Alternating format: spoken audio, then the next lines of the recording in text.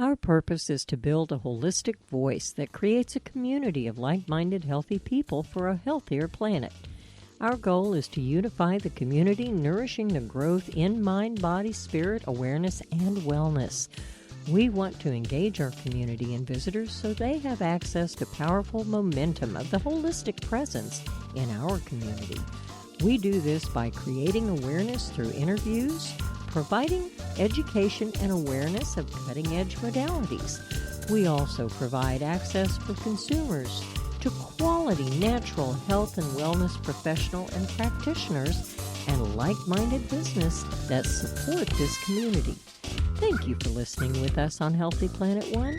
Stay with us for the next interview with our next holistic guest. Welcome, everyone, to Healthy Planet One, our radio show. This month's focus is Growing a Better Tomorrow, Living Green. We will explore several aspects of this, and we are excited to present 4 diverse guests that we've lined up, and we invite you to listen to us each week. We're on the air from Monday at 7 a.m. and Thursday at 6 p.m. This morning, we're going to start with Mary Anne Bowie, who is the Executive Director of the Jericho Project, a 501c3 organization, and is a fellow of the American Institute of Certified Planners and Sustainability Expert. She is working to create a diversity of housing types to help solve the attainable housing crisis for the ALICE population and others, and we'll find out some more about that in a second. This requires clarifying local zoning regulations and nurturing a variety of partnerships and governmental agencies, nonprofit organizations, and private entities. So here we go. We're going to learn about nurturing affordable housing, right, Mary Anne? Welcome to the show. Thank you so much. I'm so happy to be here. So okay.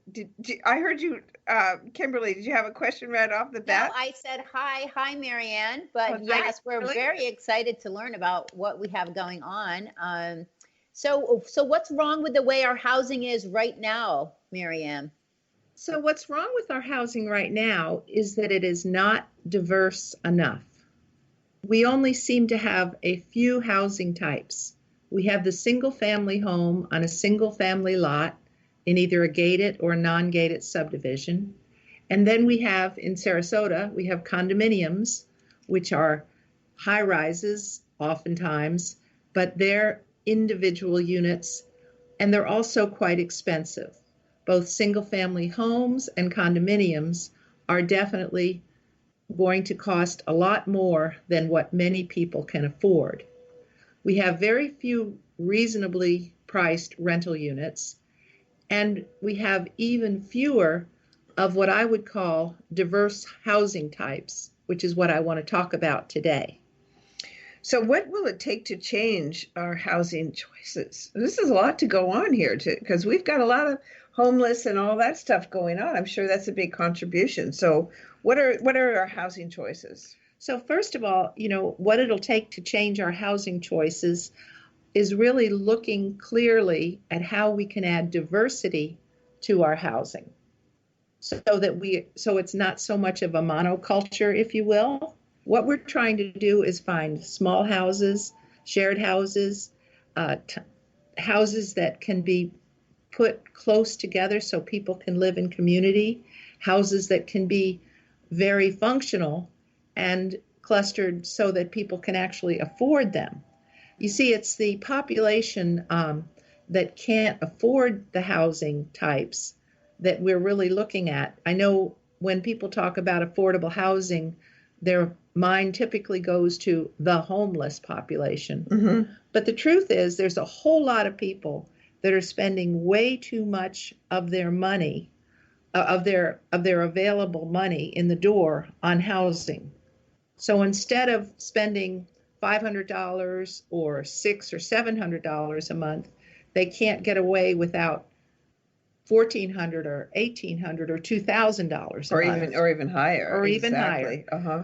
And when you're looking at those kinds of rents or those kinds of housing prices, and you compare it to how much income might be coming in the door, then you realize we have a major housing crisis, and a lot of it is hidden where we don't even see it. It's hidden beneath the woodwork. So there's two things that come up for me, Mary Anne. One is you're talking about small shared communities, which is one image. And then there's also what you just addressed, which is affordable versus attainable. Is that where, when you're talking about attainable, say a little bit more about that? So the word affordable apparently has lost a lot of its meaning among the people who work in the housing community. And the reason is because any housing is affordable by somebody. It's at some point, yeah. Somebody can afford it.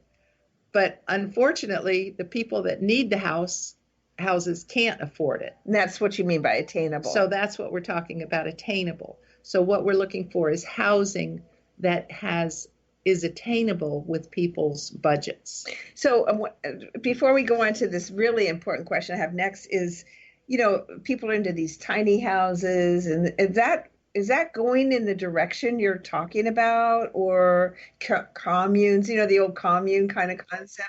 What is that like? We're going to be talking about several different kinds. Okay. And we'll be clarifying what is tiny, what is small, what is shared, what is communal, Awesome. What is pocket, and so on. Cool. So then that brings us to our big question, which is ALICE, or the Alice population. What does that mean? So it turns out that the United Way has done quite a bit of work and creates an annual report called the Alice Report. And the Alice Report is about people who are asset limited, income constrained, and employed. So they're employed, but their employed. income is not very high, right? And they don't have many assets. Uh-huh. And so what this means is that they're basically surviving. Barely. Barely. Even below the poverty level, if you will, right? Right. Well, they say that the Alice level is slightly higher than poverty, but it also includes those in poverty.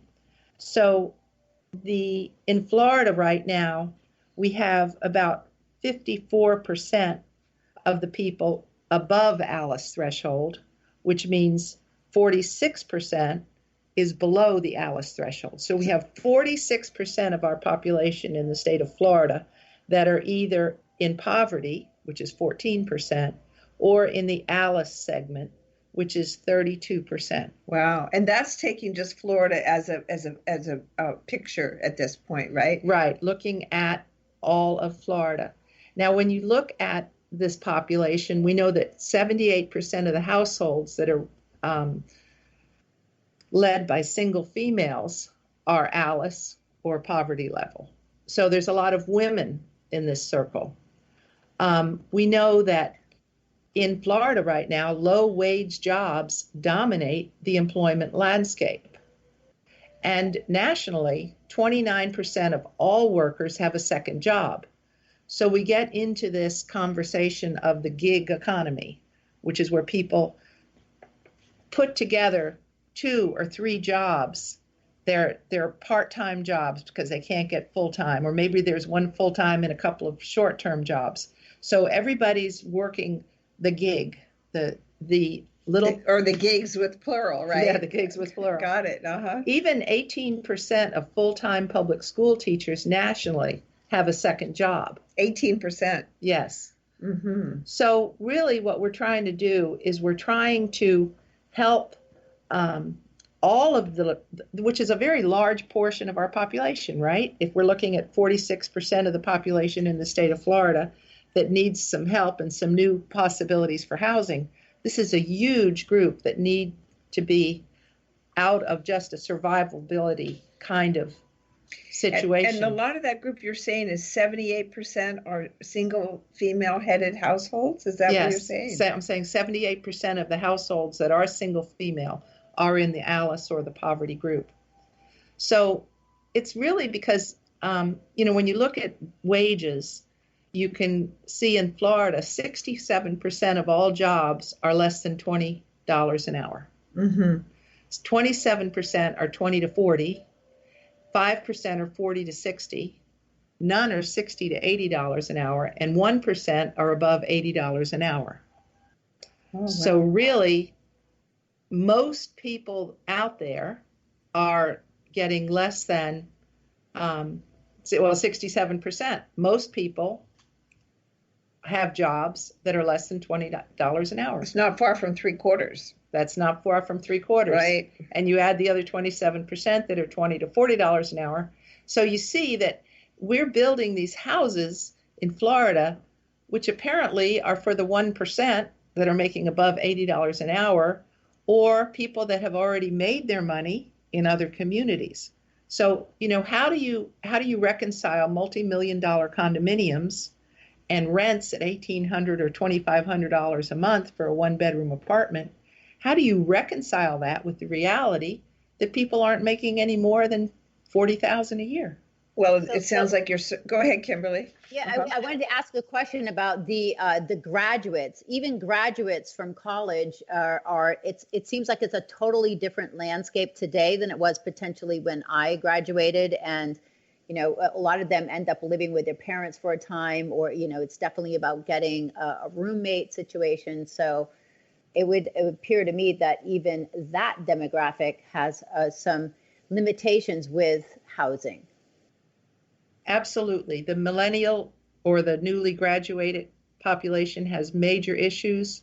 The other group that has major issues are the surviving spouse population. Mm-hmm. Many of the women and men who have lost their spouses are now functioning on a single Social Security income, and that Social Security income is going to be somewhere between $600 to $2,200 a month, but the average is about $1,400 a month. Mm-hmm. Well, if there's two people at $1,400, that's $2,800. Mm-hmm. That's a lot better. That's almost $30,000 a year. But just a single population, a single person at $1,400 now is in a real survivability issue. So something has to happen, and So what type of housing do you believe needs to be added to the community? So there's got to be like some bright spot here, right? Well, I have several ideas, and these are the ideas that the Jericho Project, which is a 501c3, is really pushing. So people can start to afford and attain those kinds of. So let's hear more about. Can you break those down for us and what each one means? So starting with the accessory dwelling units. So an accessory dwelling unit, which is also known as a granny flat or a mother-in-law suite, a garage apartment, sometimes thought of as the backyard cottage. An accessory dwelling unit is a smaller house than the main house. And the word accessory dwelling unit is literally just like a belt is an accessory to your dress. An accessory dwelling unit is a smaller accessory to the main house. Yeah, I've seen some of those in some of our neighborhoods, but it's not in all the neighborhoods. So how did that happen? Well, in Florida, it turned out in the old days before zoning, it was a very typical thing to have accessory dwelling units. And many states in the United States allow and have encouraged accessory dwelling units forever. But in Florida, we had a zoning code adopted, the first one in 1972, mm-hmm. and the man who wrote it just forgot to put in accessory dwelling units. Oh, it was just left out. He just forgot it. And then everybody copied that. Is that what happened? Yeah, we had that thing called the Xerox machine at the time. And all the other governments just took it on, huh? Oh my goodness. So as a result, we've had ourselves in Florida compensating for that with adult living facilities. You know how we have a lot of nursing homes, right, and a lot of independent living homes and things like that. We have a lot of retirement homes. A lot of retirements, mm-hmm. which are now getting to be $4,000 or $5,000 a month. I know. So we have that because we never had the accessory dwelling units easily available. And if your mean income on Social Security is $1,400, you're not going to be able to live in those retirement homes, right? No, you're not. What'll happen